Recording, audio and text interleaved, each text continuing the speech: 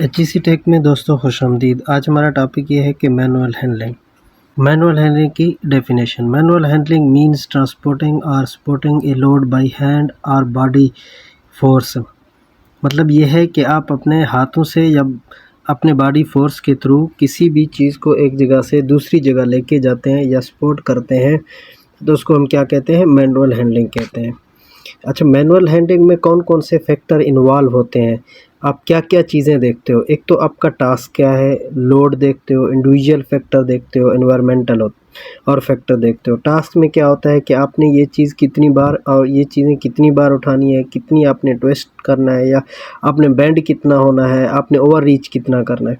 Load के बारे में क्या है कि लोड का वेट क्या है, क्या उसके शार्प एजेस हैं या कितना वेट है, कोई एक बंदा उठा सकता है या नहीं, या इसकी लेंथ कितनी है, ये चीज़ें आप देखते हैं।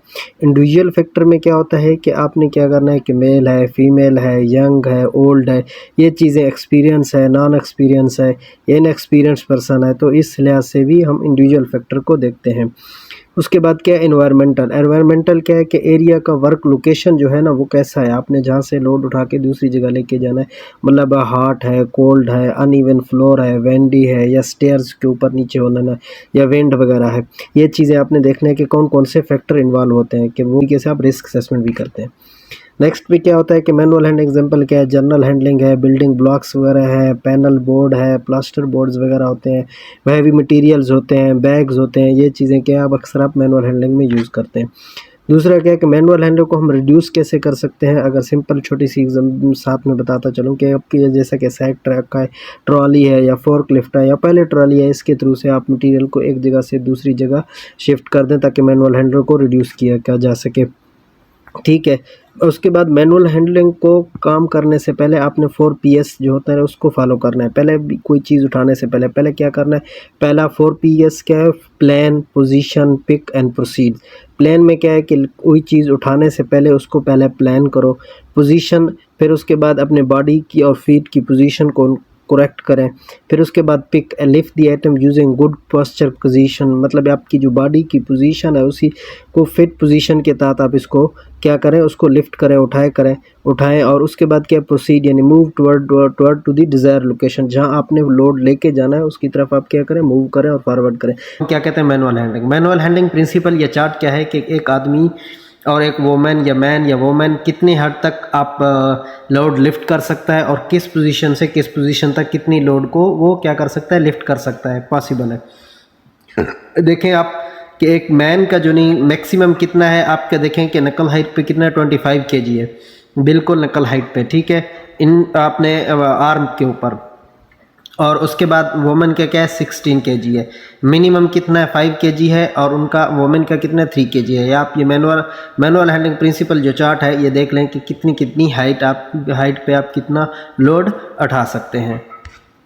ठीक है, तो लिफ्टिंग प्रिंसिपल क्या है कि लिफ्टिंग प्रिंसिपल में सबसे पहले क्या है कि आप बिफोर लिफ्टिंग, लिफ्ट उठाने से पहले, कोई चीज़ पिक करने से पहले आप क्या चीज़ें चेक करेंगे?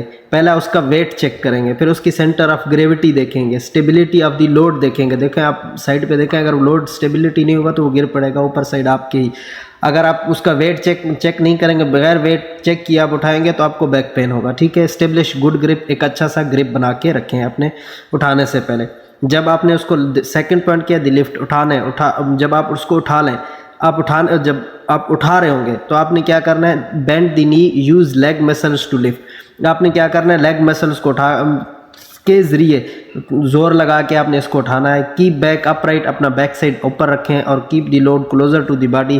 क्या है कि अपनी बॉडी के करीब रखें। मैंने जैसे कि बताया कि लोड आप 25 kg तक आप इजीली उठा सकते हैं, मैक्सिमम हद तक आप नकल हाइट पे। कीप अवॉइड ट्विस्टिंग, बेंडिंग और ओवर रीचिंग। इससे क्या होता है? आपको मसल स्ट्रेच हो जाते हैं। ठीक है, तो इससे बचना है। सेटिंग डाउन, सेम आपने वही चीज़ करना है। आपने मसल्स, लेग्स का जो मसल्स हैं इसको यूज़ करते हो आपने नीचे झुकना है, लोड को मेंटेन और बैलेंस करना है। उसके बाद उसको आपने नीचे रख देना है, और एक एडजस्टेबल पोजीशन पे, मतलब ये है कि वैसा भी नहीं हो रख दें और उसके बाद वो गिर जाए, एडजस्ट करके उसको नीचे रखते हैं। ये क्या है आपका lifting principle. Manual handling hazard, back injury होता है, टेंडन और लिगामेंट इंजरी होता है, मसल इंजरी होता है, work related upper limb disorder होता है, शोल्डर इंजरीज होता है, हार्निया वगैरह होता है। देखो बैक इंजरी कैसे होता है कि cause due to the disc disorder, जो आपकी बैक पेन की डिस्क जो बनी होती हैं, इससे क्या होता है प्रेशर की वजह से डिस्क डिसऑर्डर हो जाता है। क्या है, प्रेशर बनने की वजह से इसमें थोड़ा सा डिस्टेंस आ जाता है, जिसकी वजह से आपको बैक डिसऑर्डर होता है। ये परमानेंट भी हो सकता है बैक इंजरी। ओके, उसके बाद है कि टेंडन और लिगामेंट इंजरी क्या है। ये आप लिगामेंट और टेगमेंट इंजरी क्या होते हैं, आपके connective tissues muscle to bone और बोन टू बोन होते हैं ड्यू टू दी ओवरलोड। जब हम कोई चीज़ ओवरलोड बहुत ज़्यादा, यानी मैक्सिमम में कितना उठा सकते हैं, हमने पिछले टच में बताया था कि 25 kg मैक्सिमम उठा सकते हैं। अगर 25 kg से आप ज़्यादा 30 या 35 kg आप कंटिन्यूसली आप उठाते हैं, तो आपके बोन टू बोन या मसल्स टू बोन जो आपके टिश्यूज़ होते हैं उनमें क्या होता है, प्रेशराइज होता है। प्रेशराइज होने की वजह से क्या होता है, कुछ टिश्यूज़ ब्रोकन हो जाते हैं। तो आपको कंटिन्यूस थोड़ा सा भी बाद में वेट उठाएंगे तो उसमें क्या होता है, आपको पेन होगा। तो ये क्या होता है, लिगामेंट इंजरीज या टेंडन इंजरीज को बोलते हैं। ये इंटरनली होता है। मसल इंजरी क्या होता है, मसल्स के जो टिश्यूज़ होते हैं वो ब्रोक हो जाते हैं अब्रप्टली। अगर आप कोई चीज़ जो नहीं, अचानक से आप बड़ी तेज़ी से कोई चीज़ उठाते हैं तो अब्रप्टली जो आपके अचानक से आपको स्ट्रेच होता है आपके मसल्स पे, उसके क्या होता है, मसल्स ब्रोक हो जाते हैं। Work related upper limb disorder क्या होते हैं, ये सॉफ्ट टिश्यूज़ आपके हैंड के, आर्म के, ये क्या होते हैं, ब्रोक हो जाते हैं। क्योंकि बार बार कोई चीज़ उठाने से, आपके इस मसल्स में बार बार कोई चीज़ रिपीट करने से, सारा दिन उठाने से, हैवी लोड, तो आपके क्या होते हैं, ये टिश्यूज़ क्या होते हैं, ब्रोक हो जाते हैं, टूट जाते हैं। तो इसमें क्या होता है, ये आप इसको बोलते हैं work related upper limb disorder. जिस तरह आपके पाँव में, आपके हाथों में, बाजू में, इसमें क्या होता है, पेन होता है काफ़ी ज़्यादा। तो इसमें अगर आपके टिश्यूज़ ब्रोकन हो जाएँ, टिश्यू टेयर्स हो जाए, तो इसमें क्या होता है आपके, तो ये भी आप भी 2-3 दिन तक रहता है। फिर उसके बाद अगर आप कंटिन्यूस आपका होता है, मूवमेंट होता है, तो कंटिन्यूस अगर आप कोई चीज़ उठाते हैं, चाहे आप अब लोड कम भी होगा रहेगा, तो भी आपको पेन होगा। शोल्डर इंजरी क्या है, that can occur during the manual handling task due to the overload lifting, over reaching और हैवी लोड। क्या होता है कि आपके शोल्डर इंजरीज से जो होते हैं, शोल्डर्स वगैरह होते हैं, क्या हम कोई चीज़ बहुत भारी होता है, हम अपने शोल्डर हाइट से ऊपर उठा के ऊपर रखते हैं। तो इसमें क्या होता है, इसके जो शोल्डर्स के मसल्स हैं, क्या इन पे वेट पड़ता है, इनके जो क्योंकि आपके जॉइंट्स जितने भी होते हैं, ये मसल से एक मसल्स ग्रिप्स की वजह से आपके जॉइंट्स जो नहीं एक दूसरे से कनेक्टिव होते हैं। तो इनमें वो किस चीज़ से कनेक्ट होते हैं, टिश्यूज से होते हैं। जब आप इनके ऊपर स्टैंड पुट करते हैं या इनके ऊपर आप प्रेशर डालते हैं, तो ये आपके क्या कुछ टिश्यूज़ डैमेज हो जाते हैं या ब्रोक हो जाते हैं, या काफ़ी ज़्यादा स्ट्रेस की वजह से, स्ट्रेन की वजह से आपको इंजरी हो जाता है, आपको इंटरनल इंजरी होती है। ठीक है।